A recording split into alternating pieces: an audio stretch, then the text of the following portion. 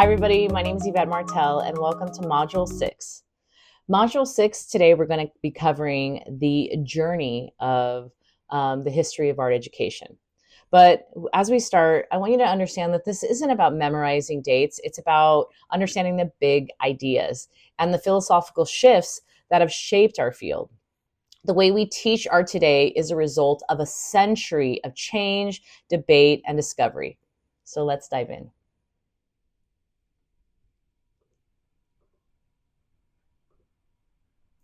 All right, so I want you to think back in the early days of art education in America. It wasn't about personal expression. It was actually more about practicality. And in the video on the history of art education, it shows figures like Benjamin Franklin advocating for drawing instruction simply because he needed help with making maps and designs. I mean, it makes sense, right?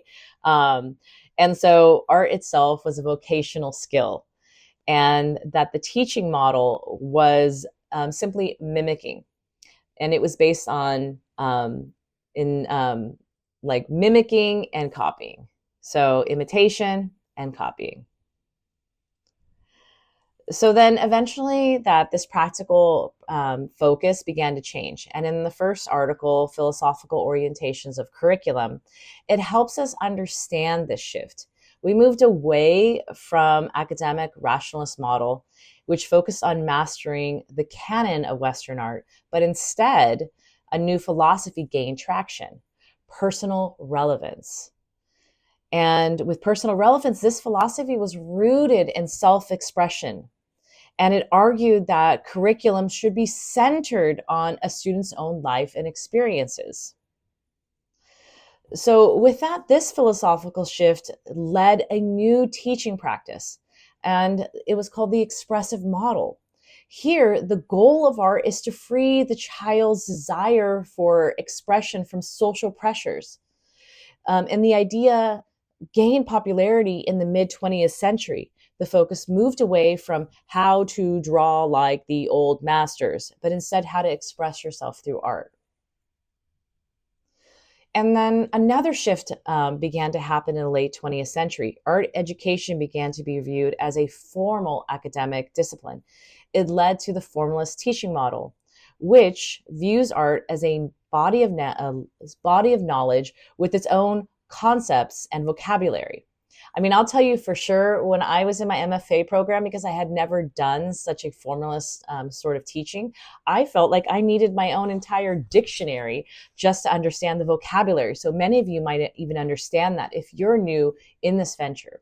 So with that, here the goal of the student is to learn the language of art, like what is line, color, and composition, to have a better understanding and create art. So with that, where are we today? So today, with the Fountain article on differentiated instruction, it shows us that modern pedagogy is a synthesis of ideas.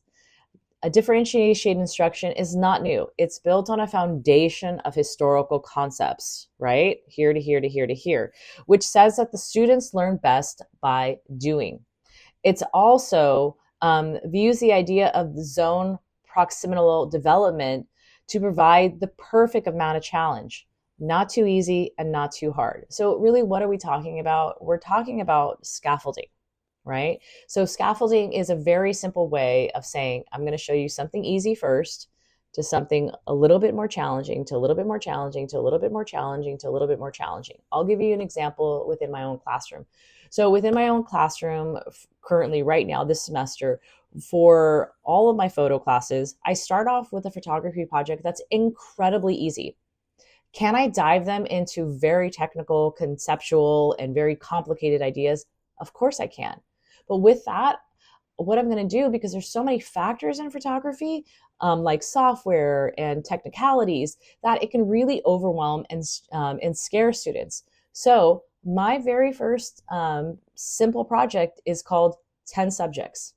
I want you to go around and find 10 different things, take 3 or 4 pictures of each one in different angles, and then That's it. Don't edit, don't do this. And so with that, then I use those images and then I start to show them how to use Adobe Lightroom, which is a program for organizing and editing images.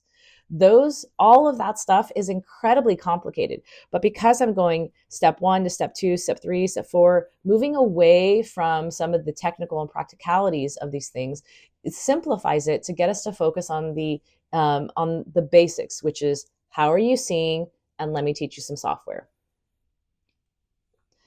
So, differentiation instruction is also heavily rooted with the idea of Howard Gardner's theory on multiple intelligences. Gardner's work challenged the idea that there's a single fixed intelligence, and he argues that there's many different types, including visual, spatial, bodily, kinesthetic, which are particularly relevant in art. And the idea validates the unique strengths of every student in the classroom, making differentiation instruction a natural fit in our field. So I ask you simple things. Do you know how you learn? Do you?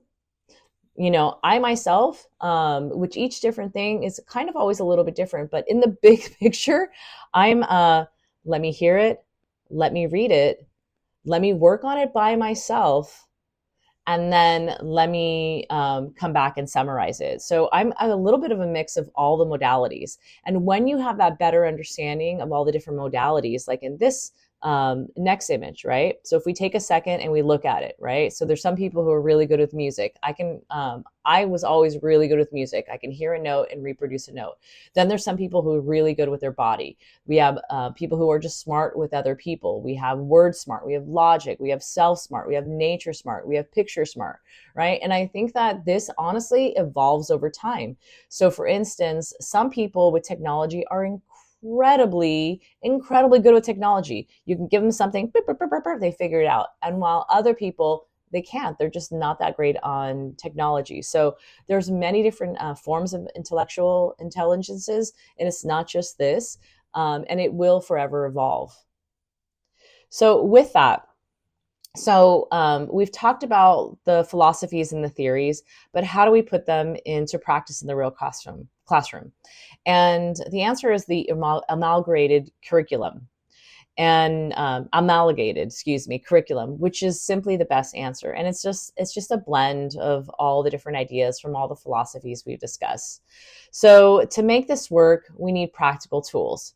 And in the article, The Transition in Visual Art Instruction, it gives us those tools. It shows us how to create a coherent and responsive classroom by planning things like warm-up, cleanup procedures, and checking in for understanding. So I'll give you a simple example. In all of my classrooms, from the elementary, high school, into the university level, when I'm working with computers, I have 2 symbols with computers. This means I'm good, I'm with you, and this means I'm not good, and hang on a second. So those really, really, really simple practical ways of checking in can help me immediately get an eye line and to know who I need to go to and who needs help. So in conclusion, the history of art education is not a finished one. It's a living, evolving field. And the way you choose to teach, your philosophy, your models, your classroom practices will be a part of this history. By understanding where we came from, we can make formal decisions about where we are going and what we are doing today and for the future. So thank you so much, everybody. And I'll talk to you soon.